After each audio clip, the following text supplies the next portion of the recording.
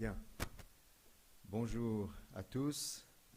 Merci d'être venus ce soir à notre forum académique et scientifique dans le cadre de cette exposition du centenaire. Étant donné qu'il y a eu des événements tragiques aujourd'hui à Nice, vous l'avez entendu, il y a eu des attentats dans la basilique de Nice avec 3 personnes qui sont mortes. Donc je voudrais qu'on commence par une minute de silence. Si je peux vous demander de vous lever. Et restons une minute de silence en union de cœur avec les victimes et avec aussi tous les catholiques de France.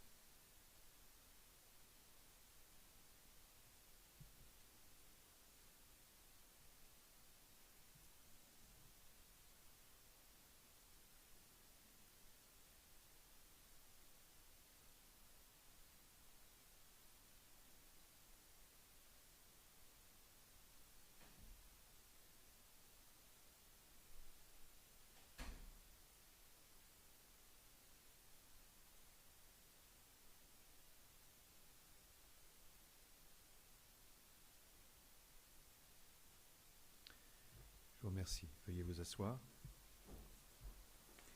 Avant donc de commencer notre programme ce soir, je vais lire un communiqué qui est justement pertinent avec ce qui s'est passé aujourd'hui. C'est un communiqué que nous avons mis sur le site il y a quelques jours, justement qui traite de cette question de la fraternité et des problèmes posés par ce conflit au niveau non seulement des religions, mais dans notre société, toutes ces tensions qui existent. Je voudrais lire ce communiqué donc, de la Fédération pour la paix universelle en France. Pour un conseil interreligieux en France, quelques réflexions après l'assassinat de Samuel Paty. L'assassinat de Samuel Paty nous a horrifiés. Il nous renvoie aux images terrifiantes des crimes perpétrés au nom de l'État islamique ou de son idéologie. De plus, il a été commis sur un professeur devant son école avec la complicité indirecte de parents et d'adolescents. Et aujourd'hui, donc, 3 autres personnes sont mortes dans la basilique de Nice.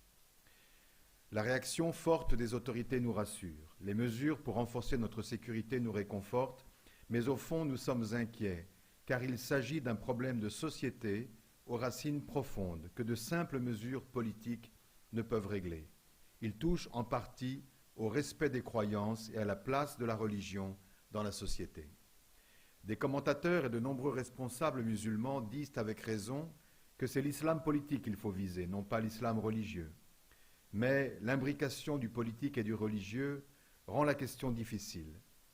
Comme le corps et l'esprit, l'un utilise l'autre à ses fins. Liberté, égalité, fraternité.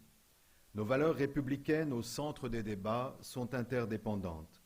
Mais pour être opérantes, elles doivent reposer sur un principe universel qui les transcende, celui de l'altruisme, du vivre pour autrui, qui commence par le respect des autres et de leurs différences. Sinon, elles deviennent source de conflits. C'est le spectacle déplorable qu'on a chaque jour sous les yeux, liberté d'expression contre liberté de conscience, conflit des revendications égalitaires, droit contre droit. Chacun tire la couverture de son côté. Parmi ces 3 valeurs, c'est la fraternité qu'on revendique le moins, car elle est plus exigeante dès qu'on la considère universelle. Or, c'est à elle que les religions se réfèrent le plus. Elle est au centre de leur enseignement. Sa présence dans notre devise républicaine, d'ailleurs, n'est pas étrangère aux fondements chrétiens de notre pays, mais sans doute on ne l'a pas assez pratiquée. Chaque tradition religieuse ne comporte-t-elle pas en son cœur et dans ses textes sacrés le principe essentiel qui pourrait rendre ces valeurs républicaines opérantes? Elles enseignent que l'altruisme et le fait de considérer son prochain comme son frère ou sa sœur viennent de ce principe universel et transcendant qui est à l'origine de l'univers et de l'humanité. Ce n'est pas à négliger à l'heure de la mondialisation. Les religions ont une responsabilité dans les conflits qui nous affectent, mais les négliger serait aussi illusoire et contre-productif que négliger l'esprit au profit du corps. Les confessions religieuses ont du chemin à faire pour montrer l'exemple de la fraternité, mais un conseil interreligieux de sages, reconnus pour leur ouverture de cœur et d'esprit, à la manière d'un Gandhi, d'une mère Teresa ou d'un abbé Pierre, qui représenterait chaque confession majeure de chaque religion de France, contribuerait à apaiser les esprits.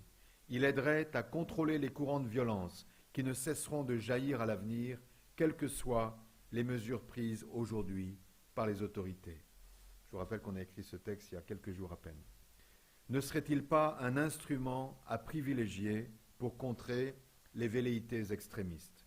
Un conseil interreligieux qui serait considéré sérieusement comme un interlocuteur établi et régulier des autorités serait un défi pour les responsables religieux comme pour les dirigeants politiques. Mais n'y a-t-il pas en France des hommes et des femmes qui seraient à la hauteur d'une telle mission? Voilà, c'est le communiqué que nous avons voulu donner il y a quelques jours et qui voit effectivement qu'il était pertinent et que malheureusement c'est une chose qui continue.